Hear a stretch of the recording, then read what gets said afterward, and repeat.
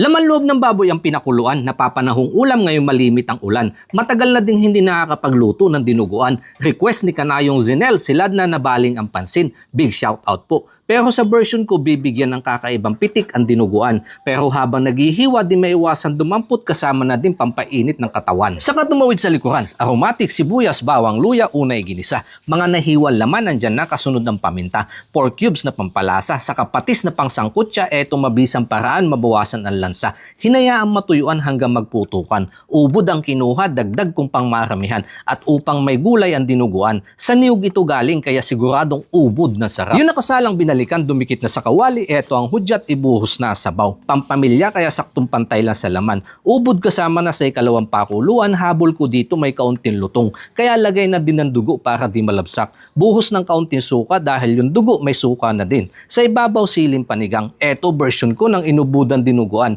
Bahala ka na kung gusto mong malapot o malabnaw ang sabaw kung nais mo subukan. Dahil eto ang bagong timpla ng dinuguan.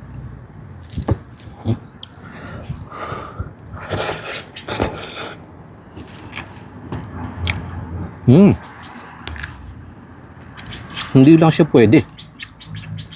Pwede.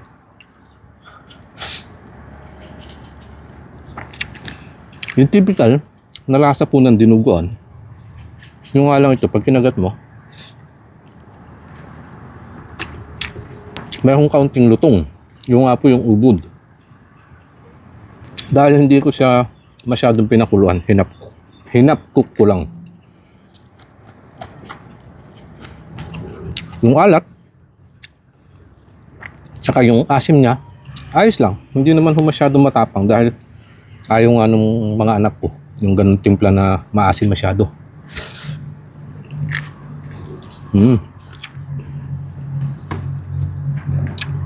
Tsakap mo.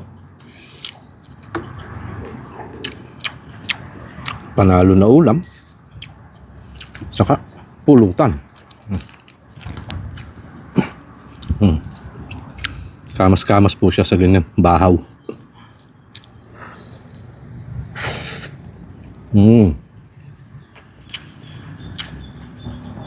At yung laman loob, ang lambot.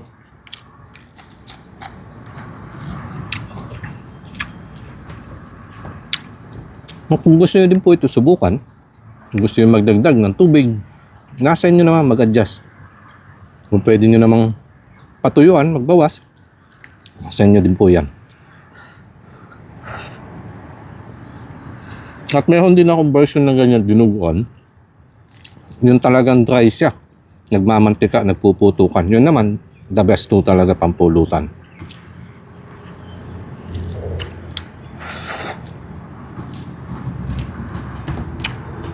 So, ha?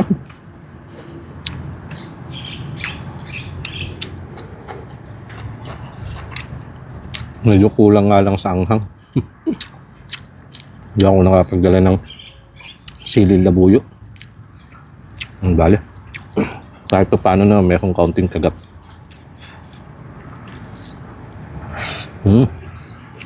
Ahap. Yan. Yan po. Ang aking binahaging ulam ngayong araw, inubudang dinuguan. Kaya pag may handaan, pwede mo din po ito subukan. Kain po tayo mga kanayon.